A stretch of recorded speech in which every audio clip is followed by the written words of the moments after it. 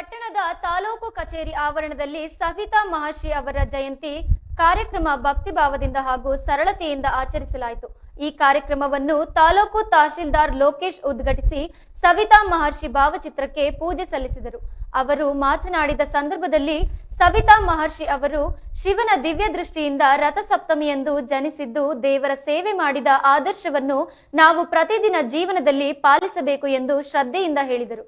ತಹಶೀಲ್ದಾರ್ ಅವರು ಮತ್ತು ಹೇಳಿದರು, ಸವಿತಾ ಸಮಾಜದ ಮಕ್ಕಳ ಶಿಕ್ಷಣದಲ್ಲಿ ಪ್ರಗತಿ ಸಾಧಿಸುವಂತಾಗಬೇಕು। ಸಮಾಜದ ಮೇಲಿರುವ ಅವರ ಪ್ರೇರಣಾ ಕೆಲಸವನ್ನು ಮುಂದುವರಿಸಲು ನಾವು ಎಲ್ಲ ಪ್ರಯತ್ನ ಮಾಡಬೇಕು ಎಂದು ಅಭಿಪ್ರಾಯ ವ್ಯಕ್ತಪಡಿಸಿದರು। ಕಾರ್ಯಕ್ರಮದಲ್ಲಿ ಹಿಂದುಳಿದ ವರ್ಗಗಳ ಕಲ್ಯಾಣ ಇಲಾಖೆ ಅಧಿಕಾರಿ ವಿನೋದ್ಯ, ಕಾರ್ಮಿಕ ಇಲಾಖೆ ಅಧಿಕಾರಿ ನಿಂಗೇಗೌಡ, ಸವಿತಾ ಸಮಾಜದ ಮುಖಂಡ ಕೆಂಪರಾಜು, ಮಾಜಿ ಪುರಸಭಾಧ್ಯಕ್ಷ ದೊಡ್ಡಯ್ಯ ಸೇರಿದಂತೆ ಹಲವಾರು ಗಣ್ಯರು ಭಾಗವಹಿಸಿದ್ದರು।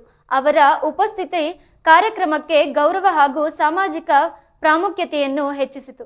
ಒಟ್ಟಾರೆ ಸವಿತಾ ಮಹರ್ಷಿ ಅವರ ಜಯಂತಿ ಆಚರಣೆ ಸಮಾಜದ ಪ್ರೇರಣೆಯಾಗಿ ಭಕ್ತಿ, ಶಿಕ್ಷಣ ಮತ್ತು ಸಾಮಾಜಿಕ ಸೇವೆ ಕುರಿತು ಜನರಲ್ಲಿ ಜಾಗೃತಿ ಮೂಡಿಸುವ ಅವಕಾಶವಾಯಿತು। ನಂದೊಂದೆರಡು ಮಾತು ಏನಂತಂದ್ರೆ, ಸಮಾಜದಲ್ಲಿ ತಮ್ಮದೇ ಆಗಿರ್ತಕ್ಕಂಥ ಕೆಲಸ ಕಾರ್ಯಗಳೆಲ್ಲ ಇದೆ, ಆದರೆ ವಿದ್ಯೆಗೆ ಅತಿ ಹೆಚ್ಚು ಒತ್ತು ಕೊಡಿ ಅಂತ ಹೇಳೋದು। ವಿದ್ಯೆಗೆ ಯಾಕೆ ವಿದ್ಯೆಗೆ ಅತಿ ಹೆಚ್ಚು ಒತ್ತು ಕೊಡಿ ಅಂತಂದ್ರೆ, ನಾನು ಕೂಡ ಒಬ್ಬ ರೈತ ಕುಟುಂಬದಿಂದ ಬಂದಿದ್ದೆ।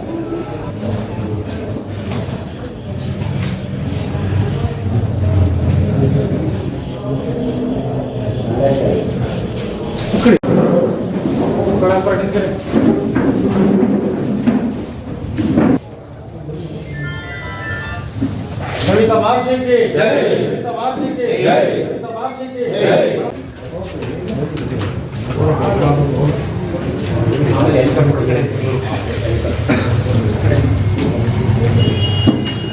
ನಂದೊಂದೆರಡು ಮಾತು ಏನಂತಂದ್ರೆ, ಸಮಾಜದಲ್ಲಿ ತಮ್ಮದೇ ಆಗಿರ್ತಕ್ಕಂಥ ಕೆಲಸ ಕಾರ್ಯಗಳೆಲ್ಲ ಇದೆ, ಆದರೆ ವಿದ್ಯೆಗೆ ಅತಿ ಹೆಚ್ಚು ಒತ್ತು ಕೊಡಿ ಅಂತ ಹೇಳೋದು।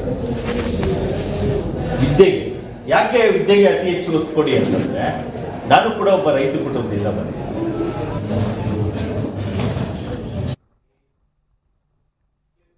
ಸದ್ಯಕ್ಕಿಷ್ಟು ಸುದ್ದಿ, ಮತ್ತಷ್ಟು